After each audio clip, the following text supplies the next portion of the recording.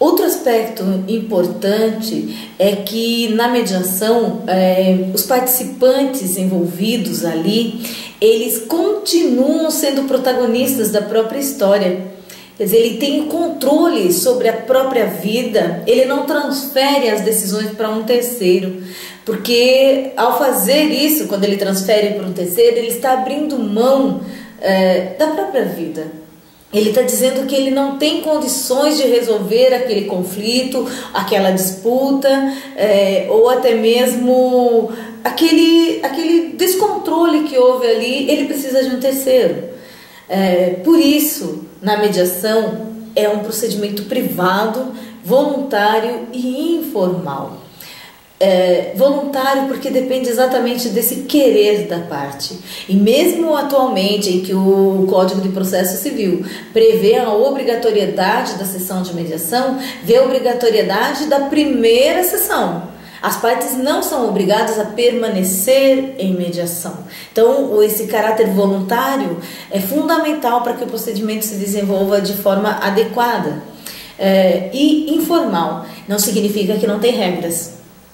Muito pelo contrário, as regras são fundamentais para que a sessão transcorra de forma adequada. E as regras são apresentadas logo no início da sessão, na sessão de abertura, quando o mediador explica o porquê da mediação, o que é a mediação, qual o papel do mediador, o tempo de duração da sessão, como é que funciona, a possibilidade de conversar reservadamente com um e com o outro, os limites da participação, ou seja, enquanto um ouve, o outro fala, enquanto fala, o outro ouve, sem interrupções.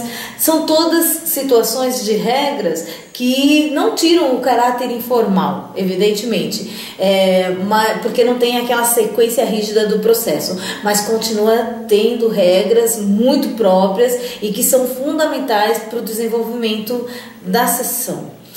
É importante compreender isso no contexto da sessão para que realmente a mediação ela seja efetiva e não simplesmente a pergunta que sempre foi feita e que infelizmente hoje ainda se vê: tem acordo?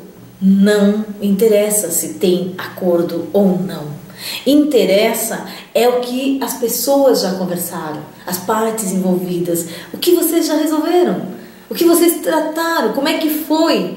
Então, essa investigação do contexto do conflito é importante.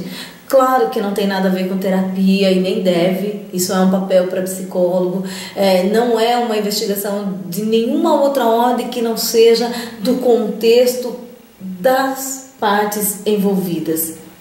Entendendo isso, fica muito mais fácil para trabalhar a mediação e certamente o mediador ficará com mais segurança para que desenvolva o procedimento de forma adequada.